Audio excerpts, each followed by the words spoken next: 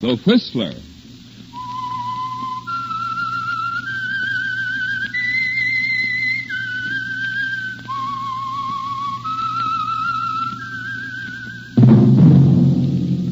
That whistle is your signal, the Whistler.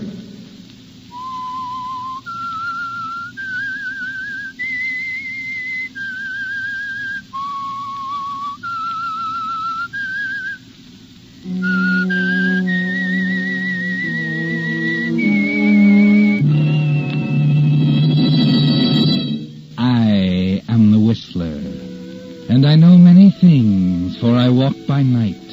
I know many strange tales hidden in the hearts of men and women who have stepped into the shadows. Yes, I know the nameless terrors of which they dare not speak.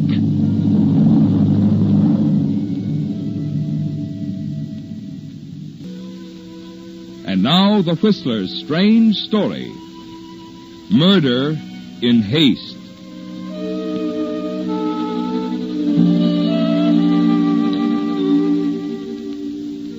Albert Taylor was two people. To the cafe society crowd in Miami, he was the charming young husband of a silver fortune from Denver, aged 45, amply mature and a little crotchety.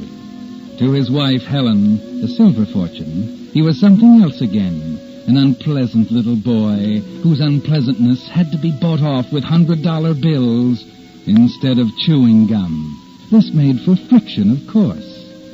After 3 years of marriage, Helen was heartily sick of both Alberts, and more careful with the $100 bills. And Albert, too, had reached the saturation point. As a matter of fact, the unpleasant little boy was on the verge of a tantrum. Albert, is that you? Yeah? Albert, I'm awfully upset. Oh, what now? My bracelet, the diamond and emerald one. I put it in the drawer of my vanity last night, after the party. Well, what about it? It's gone. I've questioned the servants and they Did you, call the police? No. Good. What do you mean? I told you I'd get money somewhere, Helen. You took it. Of course I took it. I see. And what did you do with it? I sold it, of course. Oh! What did you expect? Think I'm going to sit up and beg you for every time I need $5? Oh! Sure, that's what you want, isn't it? Come on, come all. Watch Albert, the trained terrier. Eats, sleeps, walks, talks, thinks like a human being. That's enough, Albert. You bet it's enough. I'm sick of it. I'm through being your favorite charity. You don't know how right you are. Well, what does that mean? It's very simple. I'm going to call the police and tell them you've stolen my bracelet. Oh, wait a minute. Don't be ridiculous. Get away from me. Give me that phone. Let go of my hand. Why, you nagging, Mr. Disagreeable. Albert! Albert! I'm sorry. You want to watch me jump, don't you? You want to crack the whip and watch me jump. Albert! You're hurting me. Yes. Let go, please. I'll hurt you all right. Albert! I'd like to shake you until... I'd like to shake until your teeth fall out, you... There!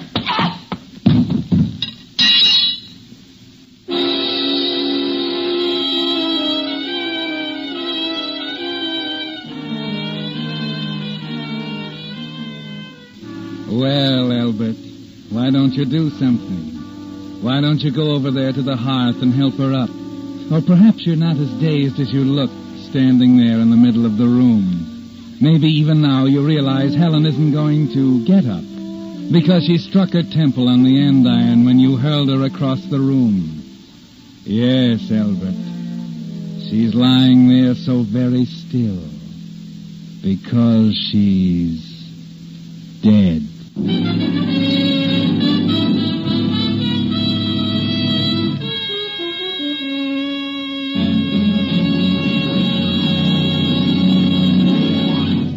With the prologue of tonight's story, Murder in Haste. Another strange story by The Whistler.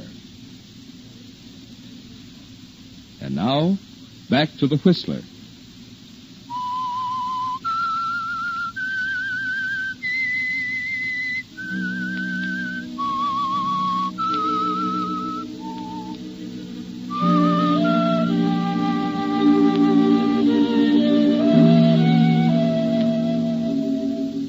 Yes, Albert. There'll be no more ugly squabbles over money. No more jumping through hoops for Helen, because the last argument was final, wasn't it? So final that Helen lies dead in front of the hearth. A minute later, you've decided on the only course of action possible. You leave her in her bedroom and lock the door. The servants in their separate quarters are used to your arguments and probably have paid no attention.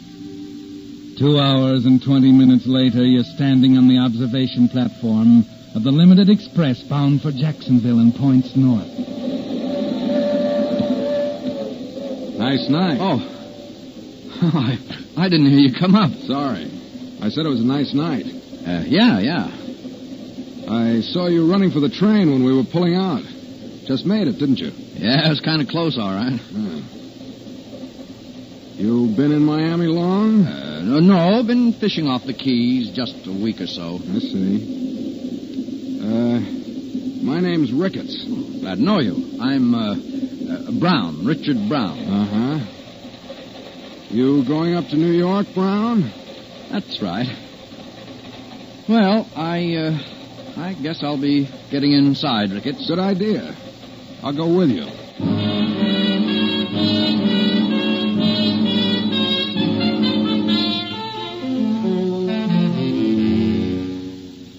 You knew it the minute he opened his mouth, didn't you, Albert?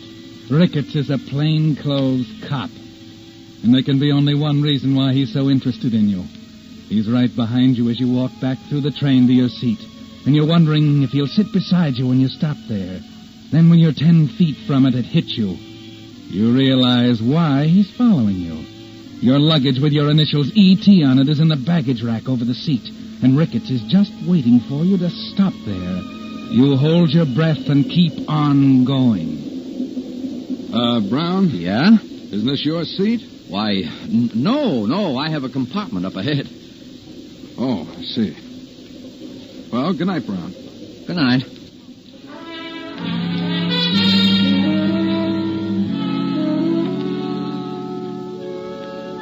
There's only one place to go, the club car and the bar, where you can sit for a minute and think. Yes, sir. Make it a Manhattan, dry. Dry Manhattan. Right, sir. Thank you. Oh, is this your magazine here, sir? What?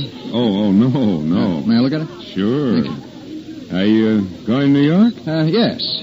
Well, it'll be cold up there this time of year. A lot of snow and all that. Yes, I suppose so. You know, I'm as excited as a kid. I haven't seen snow for an age. Matter of fact, I haven't set foot in America for, 5 years. Oh, it's great to be back. I get a kick out of just talking to Americans again. Yeah. I was sitting in my compartment a few minutes ago and You have a compartment? Oh, yeah. A couple of cars ahead. My name's Brown, Mr. Jameson. Leslie Jameson. Jameson? Wait a minute, you're not the mystery writer. I'm afraid I am, yes. Here you are, sir. Dry Manhattan. Oh, thank you. Well, here's to you, Mr. What's the matter? Nothing. Say, Jameson. Why don't we go to your compartment? Be quieter there. We could have the drinks sent in. Why, of course, if you'd like.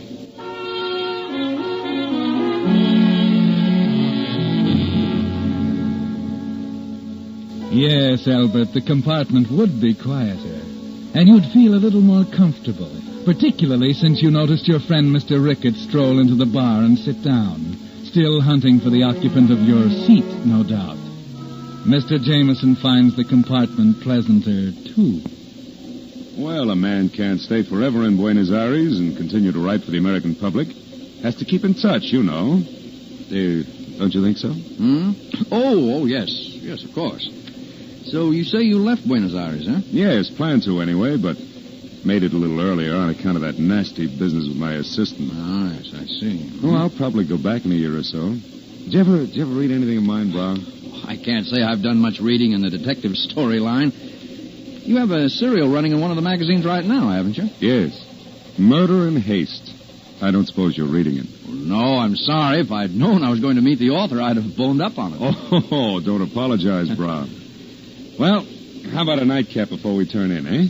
Oh, it's early yet, Jameson. Surely you're not going to give up the ship so soon. Well, I've got to confess I'm a little bush. I've been rattling on like a magpie all evening. There you are. Oh, thanks. That's beautiful brandy. None better. Well, Brown, what'll we drink to? Oh. I have it's a crime, Brown. Mighty profitable business, for me at least. Yeah, here's to crime. You know, that's odd. Murder is my business, and yet I've never in my life seen a murdered man. Fact? No, never been in a police court. Hardly ever known a policeman. What? I'm really sort of a phony when you get right down to it. Well, Brown, it's been great talking to you, but tell me more about your agent. You were saying you've never met him personally? Oh, Farrell. Well, he's a great agent. I've often wondered what he looks like. Sometimes I think he must be a magician with a long beard, the way he pulls royalties out of a hat. Sold my leading character to a radio series. Wow. You've never even been to New York? Never. Probably the only man in the business who can say that. Well, Brown, it's close to midnight, look, Jameson, what about this serial you're running? Maybe you could bring me up to date on it. And I'll tell you about it tomorrow, Brown. Right now, I'm awfully tired. Oh, it's early yet. Now, see here, I don't want to be rude, but I'll have to ask you to... Good Lord, what's that? They're trying to stop it. Stop this way. Back up!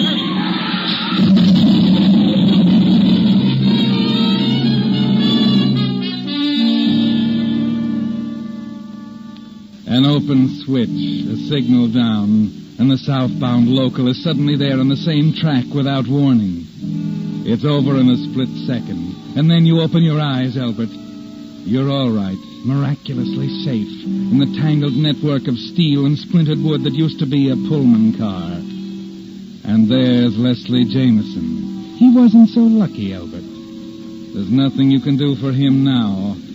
The other end of the coach is in flames, and they're moving toward you. Finally, you manage to get out. Gotta get out. Through this window. What's this glass? Here, let me help you. Oh, give me a hand. That's it. Oh, thanks. You all right? I think so. I'm a little dizzy. Oh, sure. Oh, it's you, Mr. Brown.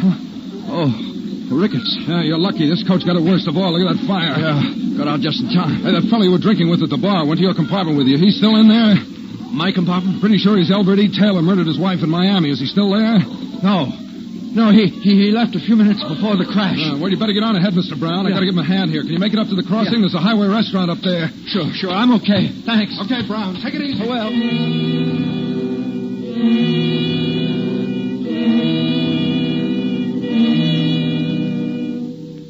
Well, Albert, you stand there dazed for a minute, watching the fire move closer.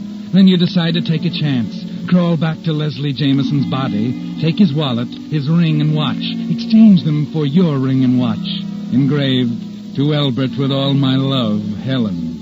Then as the flames move close, you find his briefcase and bag and crawl out with him. 10 minutes later, you stagger into the highway restaurant at the grade crossing. Say, wonder if you fellas can help me. Hurt, mister? We got the doc in the back room. Come on. No, I'm all right. I just want to get out of here. I thought I could hire a car or get a bus to New York. You were in the wreck? Yeah. Say, I'm the AP correspondent here. Could you give me a name? I'm Leslie Jameson.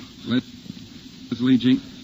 Say, aren't you the fellow who writes those murder mysteries? Yeah, that's right. Well, if that ain't a coincidence, Frank. Only last night you and me made that bet. Yeah, now we can settle it once and for all. Yeah, we was betting which one would turn out to be the murder in that serial you're running in the Post. Oh, well, that's very flattering. Now, I wonder if you could help me about the bus I mean. Say, Mr. Jameson, could you give us an advance tip on the murderer? Yeah, then we won't have to wait for the magazine to come out tomorrow. Who was it, Mr. Jameson? Who? Well, I don't think that would be... Fast cup of coffee, would it? Yeah, sure. Oh, Ricketts. Oh, pretty rough out there. 3 cars gone. What are you guys standing around here for? You been out there and looked at it? Well, I gotta stand by the I'm counter. a reporter, pal, and I'm getting a story. Or I was until you... How do you feel, Brown? Brown? That's Leslie Jameson, the writer. Huh? I thought your name was Brown. Well, of course Well, you know how it is. Here's your coffee. Thanks. No, Mr. Brown, I don't know how it is. How is it? Leslie Jameson, famous mystery story writer. Well? Traveling incognito, well, narrowly escaped death. You see, Ricketts, I didn't want to... Oh, I get it. We've been reading Mr. Jameson's serial in the Post, Murder in Haste. Had a little bet with Frank here on who the murderer was. Oh, I can tell you that. I read the last installment last night. Hey, yeah? Sure. Got it at a newsstand in Miami. Well, we ain't got it here yet. Well, Mr. Jameson, who done it? Well, I don't want to spoil the story for you. You ought to finish.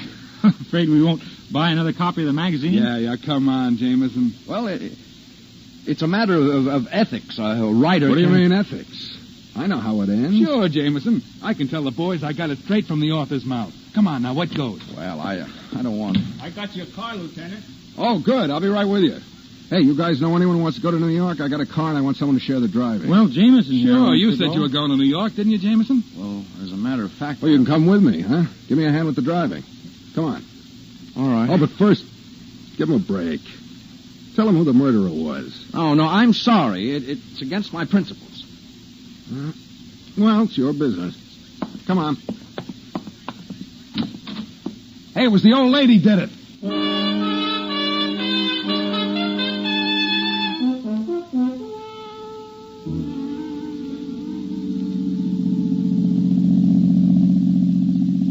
You got hotel space in New York, Jameson? No, not yet. I thought I'd arrange that when I arrived. You haven't been around much lately, I see. Probably isn't a room to be had. That bad? Worse. But I think I might be able to fix you up at the Midtown. I know the manager there. No, I couldn't possibly. Oh, forget it, Jameson. Glad to help you out.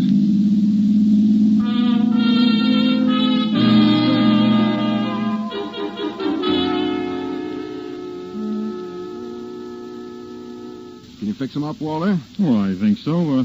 Just sign the register, Mr. Jameson. Leslie Jameson, the writer. Well, why didn't you say so? Look, I don't want to put you out. Oh, nonsense. We're honored, Mr. Jameson. I'm a mystery fan myself. I want to tell you that Murder in Haste has me fooled right up to the last page. Oh, Peters. Yes, sir? This is Mr. Leslie Jameson. Now, get the boys over. I want to take a few pictures. Pictures? No, wait a minute. I don't want any Oh, pictures. nothing to it, Mr. Jameson. Just a couple of the boys from the Star Express. I know you're tired, but it won't take long. And, Peters, Yes? have some flowers sent up to Mr. Jameson's room. We'll have the pictures taken there. Peters is our press agent, Mr. Jameson. He'll take care of you. Oh, certainly will, Mr. Jameson. Right this way. Say, look here, Peters. You look like a reasonable man. I never have my picture taken, and I don't intend to stand for it now. You just don't know New York newspaper photographers, Mr. Jameson. It's much easier if you give in. What'll happen if I refuse? You'll find out.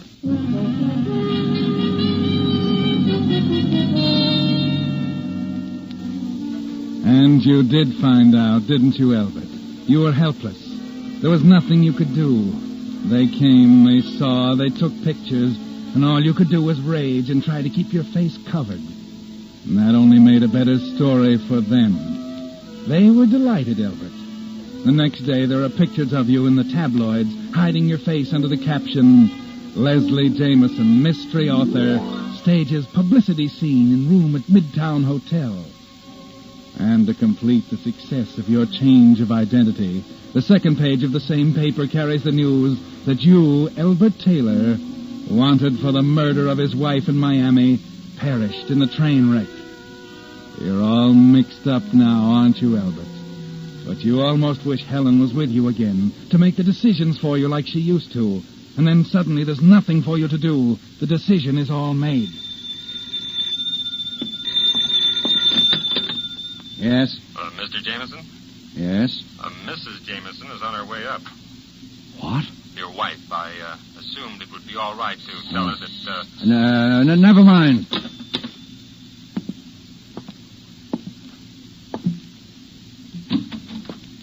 Hello, Leslie. Oh, what are you... Maybe I'd better come in. Well, Well, what? All right, what you going to do about it? you're an awfully simple sort, aren't you, Mr. Whatever your name is? All right, I suppose I am. How did you expect to get away with it after all the publicity? All right, where is he? What have you done to him? Now, wait a minute, Mrs. Jameson. I can explain. Maybe you'd better. Your husband was killed in that train wreck in Florida. I had reasons for wanting to disappear, so I took his identity. I never meant to keep it up. Now, if you'll just... Just what? Now, look, there's nothing we can do for your husband. Now he was killed. You believe that, don't you? I don't know. Well, I'm going to leave town. Now, all I ask is that you forget you ever saw me. I see.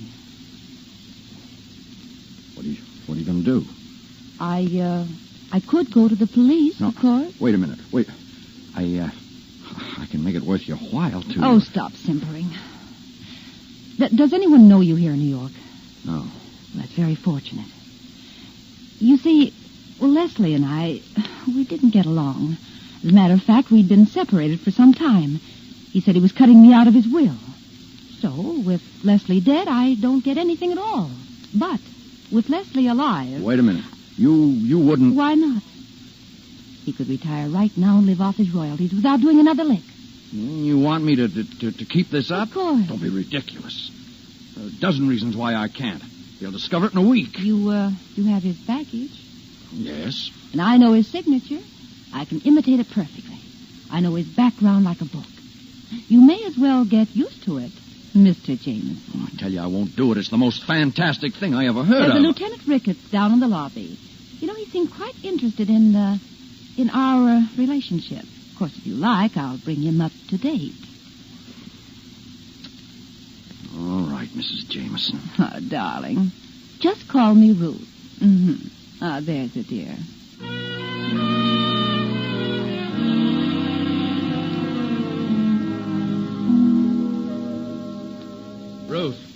Ruth. Yes, what is it? I tell you, this can't go on. You're spending money like a child. $28,000 in 3 months besides the deposits I made to your account. Why, we're behind in the rent. The maid hasn't been paid. Just look at these bills. Look at them. I haven't got a penny. Are you all through? You know, there's your quarterly royalty check due tomorrow. That'll only pay part of the bills. It's not paying any of them, darling. It's going into my account. Oh, I see. Maybe you've got a fast way of getting out from under these bills? That's your worry, dear, not mine.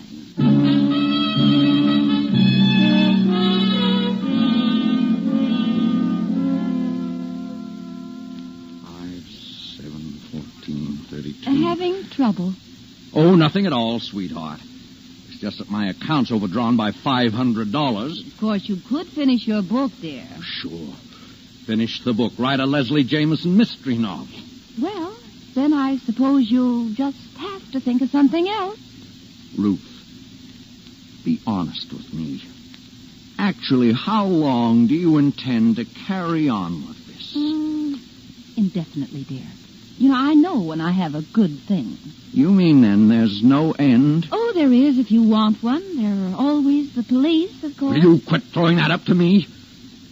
You could be decent about it, you know. There could have been plenty without you bleeding me to death. I think I've been pretty fair 6 with months you. now. No sleep. Hounded day and night. I can't eat. This isn't getting us anywhere. Trying to dodge my shadow. I'm getting nowhere. Afraid all the time. This dagger hanging over my head. Oh, but what's happened to you? Albert, get a hold of yourself. No way out, is there? What? I'm trapped. Yeah, I run into a corner. There's no way to turn. Albert, stay no away way to from turn, me. is there? What are you doing? No way to turn.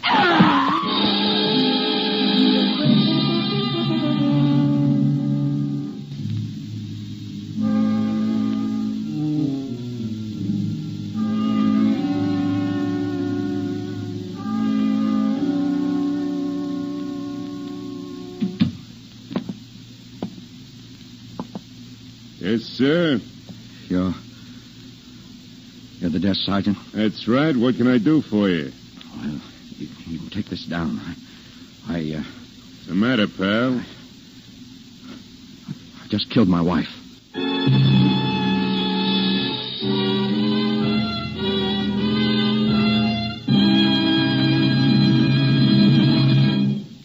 The Whistler will return in just a moment with the strange ending of tonight's story.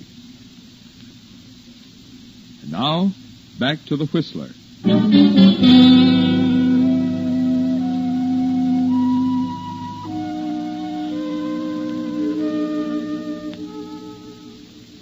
Well, Albert, for the first time since that awful night in Miami, you feel relaxed. It's over now, isn't it? The hounding, the fear, the dagger hanging over your head. They're gone now. You sit down in a chair by the sergeant's desk and start to tell him the whole thing. And then I wandered around the streets all night. I thought about running away again. And then it all seemed so useless. So you came into the station and spilled it, huh? Aren't you going over there? We've been there. Found her an hour after you did it. I see. You may as well know that she's not my wife. Yeah, we know that, Mr. Jameson. She was your assistant in Buenos Aires. What? You say she was shaking you down, huh? What'd she have on you? My assistant. Oh, that's right, your assistant. Have you, had a lapse of memory or something, Jameson? The assistant? Yes, I Now, know. tell me, Jameson, what was she threatening to take to the police? Okay, but a 3-year-old would have known it was a bluff. That's the last thing in the world she would have done. No, you don't know her. She would have done anything. Not if it meant her neck, pal. Huh? You have got a bum memory, Jameson. It was all over Buenos Aires 6 months ago. She's wanted down there for murder.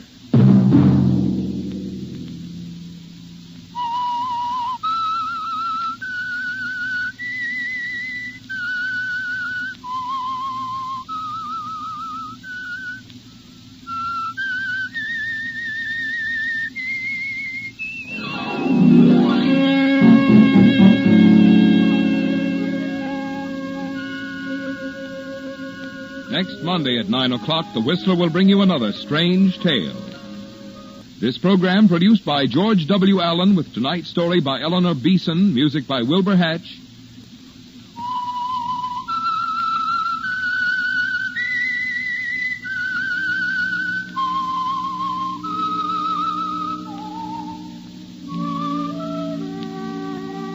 That whistle is your signal for the Whistler. This is Marvin Miller speaking. This is CBS, the Columbia Broadcasting System.